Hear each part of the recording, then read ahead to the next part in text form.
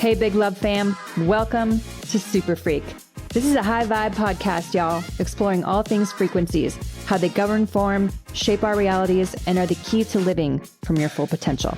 It's non-woo convos about super woo shit, unpacking what I call the science of self, from body and soul literacy to the power of understanding vibration, higher consciousness, quantum physics, and spiritual psych. Let this podcast become a resource for you on your journey to self-mastery. If you're curious and ready to free your mind, unlock the body, and truly become limitless, then you're in the right place. I'm your host, Talie. This is SuperFreq, awakening for the next gen. Let's go.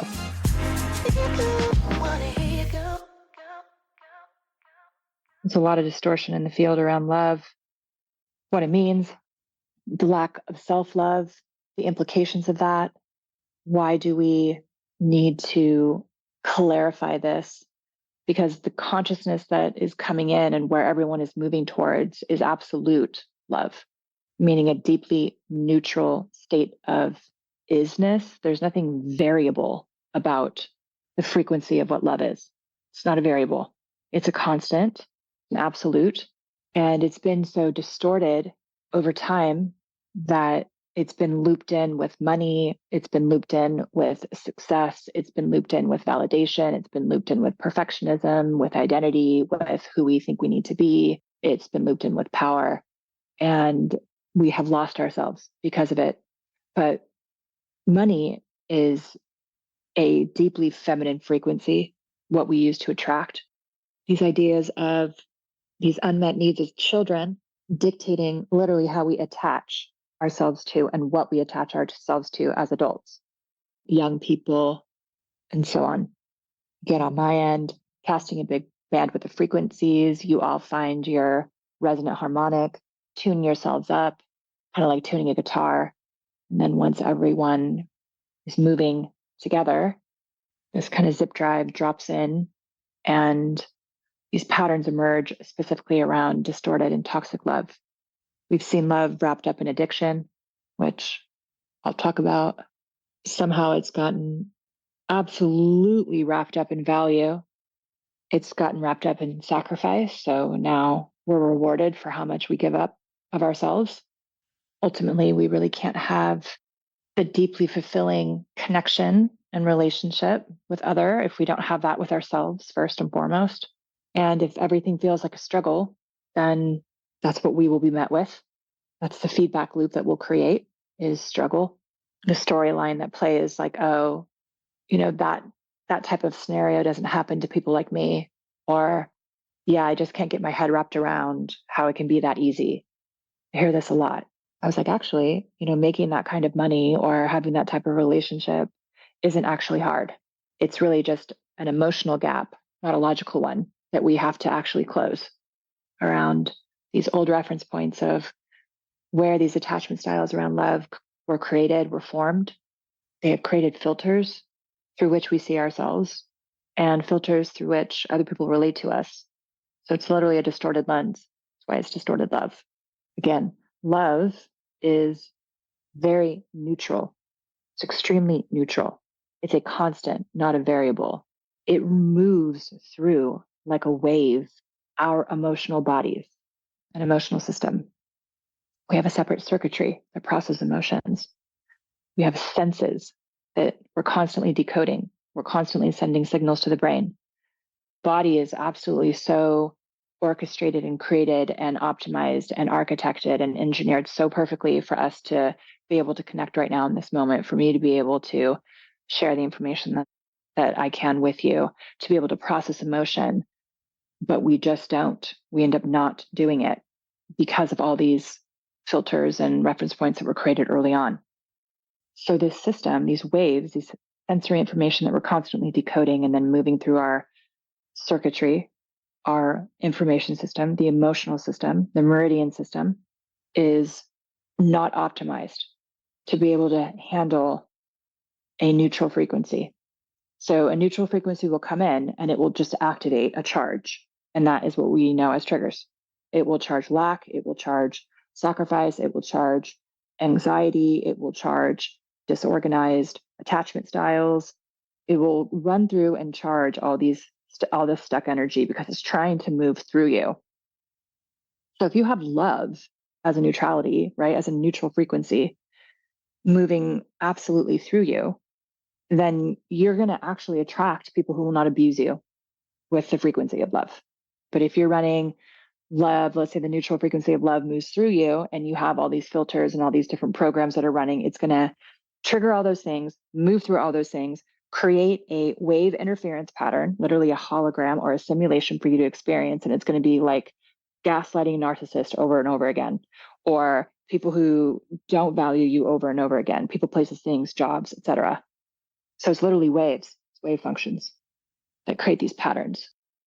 So it truly is about full accountability, full responsibility, full self-trust, full empowerment, full self-love, and full like harmony with nature. It's the way to create balance and trust, which is like part of the foundation of building love, really loving relationships with self and other, thriving business opportunities, synchronicities, beautiful experiences, things like that. It's going to buoy us all up in resonance, clean these frequencies up, delete them a bit faster when we're at a higher resonance. So essentially, because there's been so many unmet needs in our formidable years as children, coupled with abuse, emotional neglect, existential loneliness as children, emotional loneliness, what we've witnessed, what we grew up with, whether it was narcissistic parent or emotionally immature parent, emotionally avoidant parent, emotionally unavailable parent. We've had all these different dynamics, and they've been kind of spread out between the M line and the P line. And this also goes for those who are adopted. Typically, the adopted parents run the same patterns as the biological ones, just at soul level. Let's say the adopted child would choose to birth because of the timing, place, and patterns she wants to overcome, and then choose to be brought up with a different set for evolutionary optimization. So cell optimization is all about environment. Something like love flourishes in a really healthy environment. So again, if you go down to the micro level, cells will choose two things. In an optimal environment, it will choose reproduction. In a non-optimal environment, it will choose immortality, which will be like preserving itself at all costs. Sometimes there were stories around some type of insects that would purposely freeze themselves for an extended period of times, spend an extended period of time, and then reemerge as a way to save the species, or they will evolve out of that species and it will evolve into something else. So as children, we've created and adopted and employed a lot of strategies to keep ourselves emotionally, physically, and mentally safe. So if you're fighting with yourself, essentially abuse. So when you come up and you run up against those edges, that's the time to kind of do less and surrender and be gentle with yourself. And you have to reparent, right? We have to be what we didn't get. It's just part of it. Like we got to put shit down. It is what it is. And then move into a higher version of ourselves anyway, even if we don't know what that is, right? What would someone say to me in this moment? What would my ideal mother say to me or my ideal father say to me in this moment? What would my highest version of me say in this moment? What would you want them to say? And just lean on it, create that in your body, and then let it settle. Move into like loads and loads of self-care. These small little moments when we can redirect is absolutely critical. Keep in mind, the brain is looking for confirmation bias. It's operating in patterns, conditions, qualitative and quantitative experiences.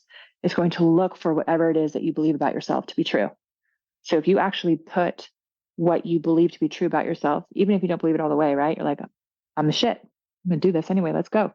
Right? I'm not even going to go there. Like affirming who you are.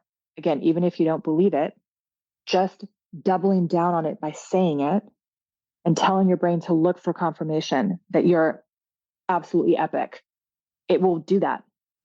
Or it'll look for negative bias. It doesn't have any feelings. It doesn't care. It's a quantum processor, not a creative producer. Like it kind of play a game. Everyone works for you, right? Everyone around you, this environment, your brain, your body, they all work for you.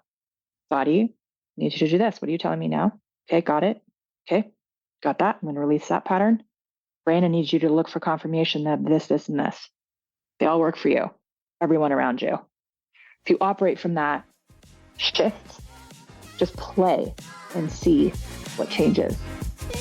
Thanks so much for listening, you guys. Please make sure to leave a review and follow the fun on social media because that's how it works in this world. In the meantime, get your freak on. I'll see you in the next session.